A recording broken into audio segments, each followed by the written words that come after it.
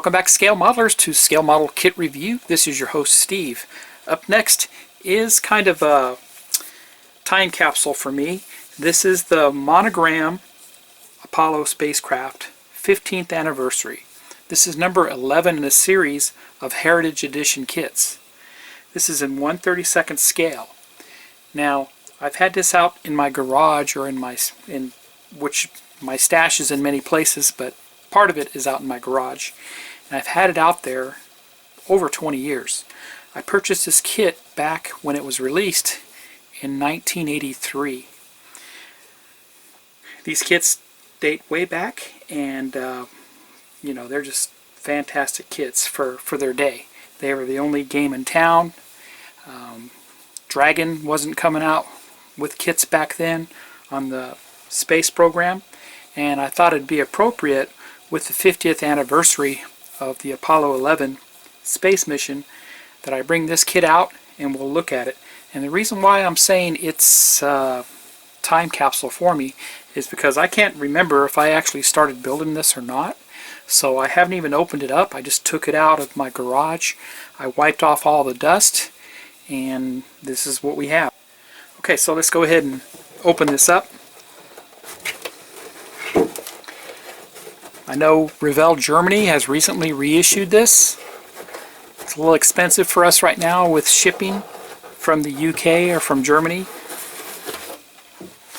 But here you have it. You can see my kit instructions have yellowed through time. Give us a little more light here. And these are the original Monogram parts here. Yep, looks like I've already painted it. Let me pull out the decals. The decals themselves aren't actually decals, but they are stickers. Okay, so in this case they're not water slide for this, and it happens to be a sticker. Looks very similar to the reissue that's out there now. Along with this, the first thing I do notice is with this issue we do get the gold chrome plated part. I noticed with the two recent issues of this, they don't provide this. I like it, I prefer it, and I think it's going to look very nice when it's built. Here's our decals themselves, and they have yellowed a little bit. Go ahead and just put this in the windshield, in the window, facing the sun, and it should take all the yellow off of them.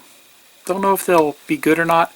I may scan these so I have them for later on. I can make my own decals out of these.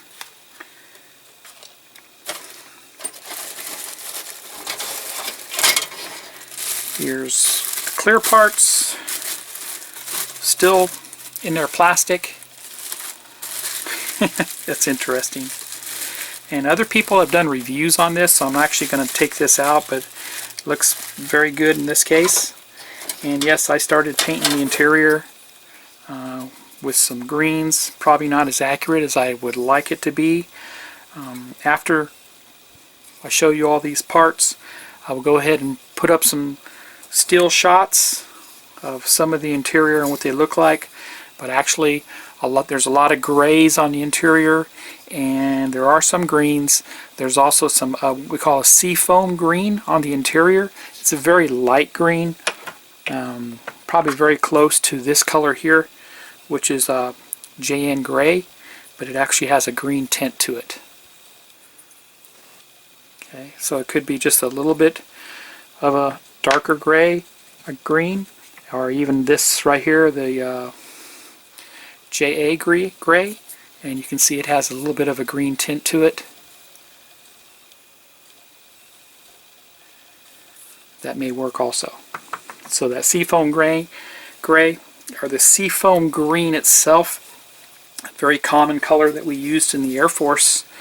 All the interior of our missile silos on the Titan IIs that I used to work on were painted that seafoam gray, and it was very commonly used back in the 60s, the early 60s, all the way up into the 70s.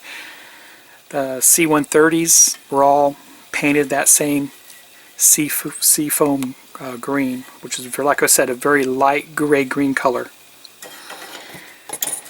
Yeah, it looks like I haven't done much assembly, just pretty much been painting. A terrible paint job on that from way back when, right? Spray can, I think, is what I used. Here's all the gray parts that are included here. Very large part for the sides. For being out in the garage in the Arizona heat for all these years, I don't notice much warpage, but I think I'll find out if I have some of that or not from being out there for so long. And white plastic actually has a yellowish tint to it. It's that old. Could mean that it might be a little brittle, so I gotta be very careful when I'm assembling it. But I think I want to go ahead and build this and give you guys a little bit of a build series for it.